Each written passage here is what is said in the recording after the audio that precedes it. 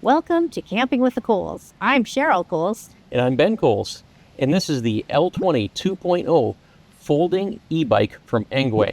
This is an entry-level e-bike with some great features and a great price. CNET named this bike the #1 folding step-through e-bike of 2024. That's right. It currently sells for $7.99 US with free shipping throughout the US, or $11.99 Canadian with free shipping in Canada. I'll put the links in the description below so you can check for the latest prices and discounts. Engwe was nice enough to give us this bike to do a review on. Like always, it is our opinion only. When we do this review, we'll give you the good, the bad, and the ugly. Engwe has no input on this video whatsoever. In this video, we're going to show you the features of this bike, how well it performs, and our opinions from a camper's perspective. We like to take our bikes when we go camping. We like to bike around the parks, check out some trails. But first, let's check out the unboxing.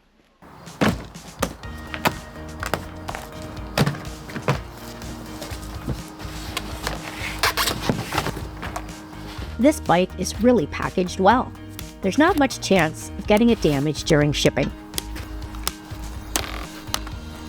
A toolkit was included, and we were able to put it all together in about 20 minutes. Let's have a look around the bike.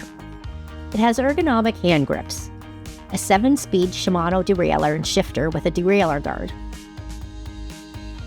a throttle so that you can use this without even pedaling, a color LCD display, we'll get more into that in a bit, controls for the motor, a bell is even included. It also has handlebars that extend higher for your comfort. The handlebars also fold down when folding up the bike. There's a quick release seat post to set the height of your seat. There's a shock on the seat post for added comfort. The seat is big and very soft and supportive. To remove the battery, you put the key in the ignition and turn it to unlock, and that unlocks the battery. Tilt the seat forward and pull out the battery.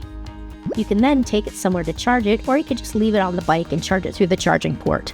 It should take about 6 hours to fully charge from empty. The key is required when using the bike. You put the key in and switch it on to turn on the bike. It has a bright headlight and a built-in tail light. When you turn on the lights, the headlight and tail light turn on. When you apply the brakes, the brake light comes on. Even if the lights aren't turned on, the brake light still works when applying the brakes. It comes with front and rear metal fenders and a rear cargo carrier that can hold 25 kilograms or 55 pounds. On the front, there are shocks. You can adjust the pressure in the shocks. You can lock the shocks so they are like solid forks, or you can unlock them to work as shocks. Front and rear manual disc brakes. The knobby 20-inch tires are 3 inches wide and puncture resistant. In the rear hub is the 750-watt motor that drives the bike. It has folding pedals. This is the latch to unfold the bike in half. To fold up the bike, unlatch the handlebar stem and fold it down. Squeeze to fold the pedals. Unlatch the main hinge. Fold the bike together and set the front end down on the metal stand that protects the sprocket. To unfold it, just do the same thing in reverse. Open the bike up and snap it together. Lock the latch, flip up the pedals and they will automatically lock in place. Bring up the handlebar post and lock it in place with the latch. It's that easy. Now let's have a look at the controls. Turn the key to on, then press the power button at the bottom of the controls. The display is easy to see even in bright sunlight or while wearing sunglasses. It shows your battery level, your speed in miles or kilometers per hour, and your level of pedal assist. The button on the top right side of the controls is the information button, and it switches the display from showing trip, odometer, maximum speed, and average speed. There are menus you can get to by pressing both plus and minus buttons, such as switching from miles per hour to kilometers per hour, but I'm not going to get into all of that. Pressing the top button with a plus on it brings you up through the 5 levels of pedal assist. The bottom button with a minus on it brings you down through the 5 levels, right down to 0, which makes a regular bike without pedal assistance. Bottom button on the right-hand side is to turn the lights on and off. When the lights are on, the screen is dimmed and it shows a headlight at the top of the screen. We originally got this bike for me, but once we put it together, we realized that it was too big for me. Upon closer examination of the details, it says it's for riders between 5'4" and 6'2", which is, I'm nowhere near. I'm about 5 feet tall. So that meant the bike is for me. Actually, to be honest with you, I didn't think I was going to like this bike. I have a higher end e-bike that has a torque sensor in it, and this bike has a cadence sensor. Now, most entry-level to mid-level e-bikes have cadence sensors, and mid to higher end bikes have torque sensors. And briefly, here's the difference between cadence sensor and torque sensor. A cadence sensor, it doesn't matter how hard you turn the wheels, you're going to be going to a certain level. So the L20 2.0, it has 5 levels of assist. So at each level, it has a maximum speed. So if you just turn the pedals a little bit, it's going to get up to that maximum speed, no matter how much pressure you're putting on the pedals. So at each level, it has a higher speed. With a torque sensor, it gives you varying levels of assistance based on how much pressure you're applying to the pedals. So in each level of assist, it changes how much power you're getting. So in level assist 1, you're pedaling, and it's a very natural way of pedaling. You're pedaling, and it just gives you a little bit of assistance as if your leg muscles are just a little bit stronger. And as you go up in the levels and you get to pedal assist 5, it's like you're an Olympic athlete. You're pedaling, and you're applying pressure to the pedals, and it's like your legs are really strong. So if you just apply a little bit of pressure, it's giving you a little bit of assistance. You apply a lot of pressure, it's giving you a lot of assistance. So that's generally the difference between cadence sensor and torque sensor. I took this bike out on a bunch of rides on varying terrain. I really like how comfortable it is. It has a low center of gravity, and with the fat tires, it made it feel very stable. No matter what the surface, it felt solid and safe. The pedal assist took some getting used to. You have to learn how to pedal the bike the best way for the motor. After a while, I loved it. It's fun. It's more like a toy that's fun to boot around on. I especially like the throttle to help in getting started.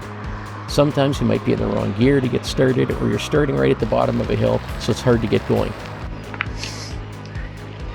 This is really steep. Let's see if I can do it just throttle.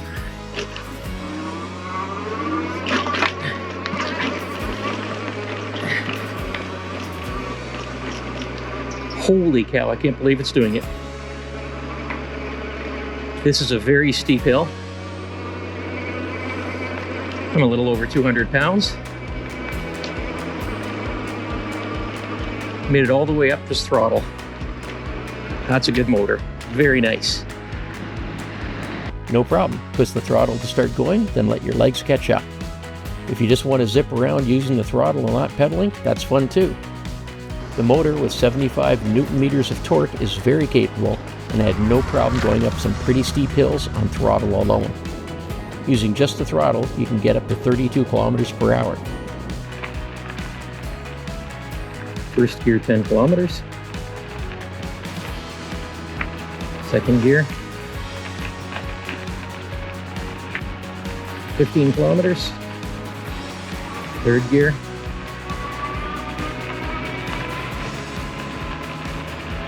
24 kilometers. Fourth gear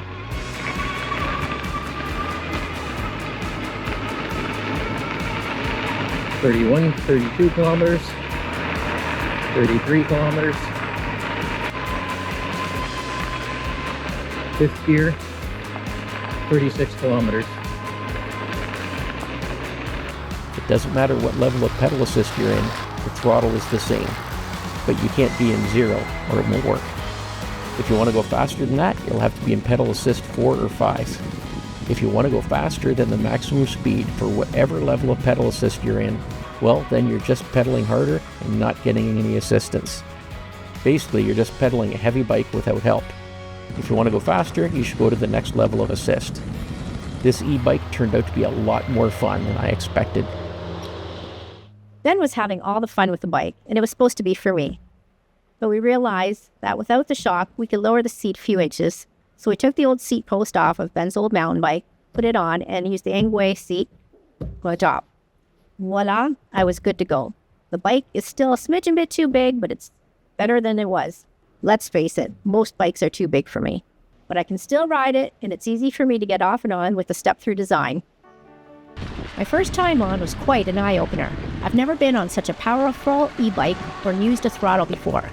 Switching from the second to third level of assist jolted me back. I'd suggest getting some practice on it in a safe environment away from traffic and pedestrians. I went out on our nearby community trails. It didn't take long and I was really liking it.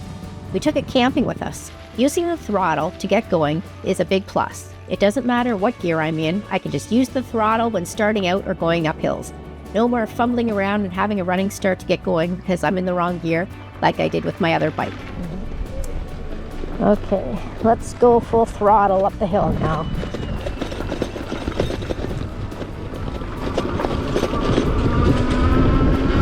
Full throttle ahead.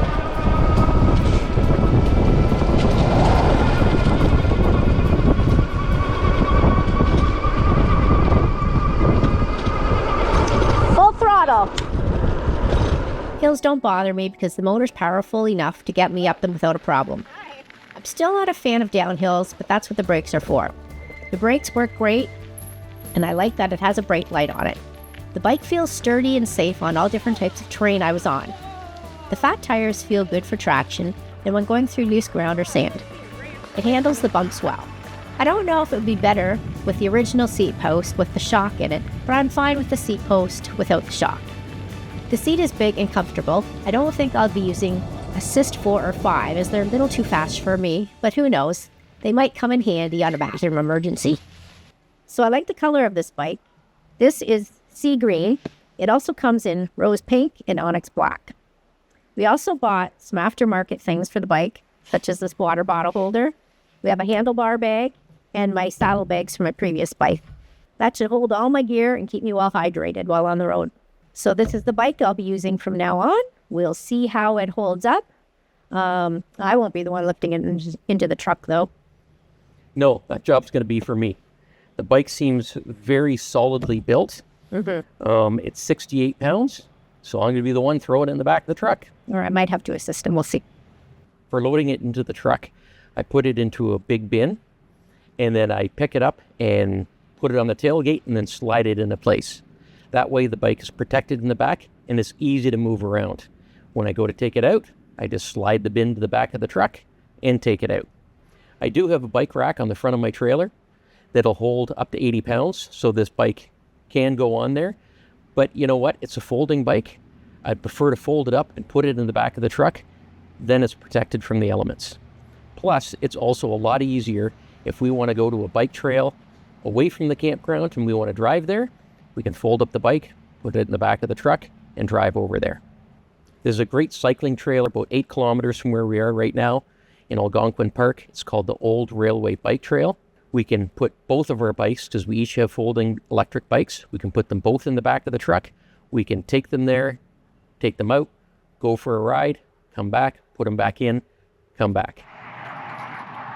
Well, how was it? Fine. It was good. How's the bike? Huh? How's the bike? It was good. For that long bike ride, it was nice to have that power. I think I was in 3 more than I thought I was going to be. Yeah. Yeah, it just took me, so appreciated that. It was a lot easier than the one I have.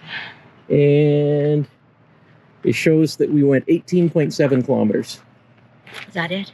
And how many bars are you down? Just 1 bar in power? Yeah. Yeah, because it was in 3 most of the time. I only throttled the occasional startup. Right there. It's down 1 bar. Yeah. Before, when we didn't have folding bikes, we would try to jam 2 bikes into the back of the truck. And that was very difficult to do. I'd have to take off the front wheels and I'd have to maneuver them in there. And you know what? I've caused some damage too. But this, nice and simple, 2 bins, they slide in and out.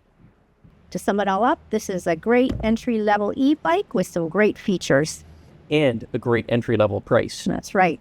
So keep an eye out for us zipping through a campground near you. Happy camping. Happy camping.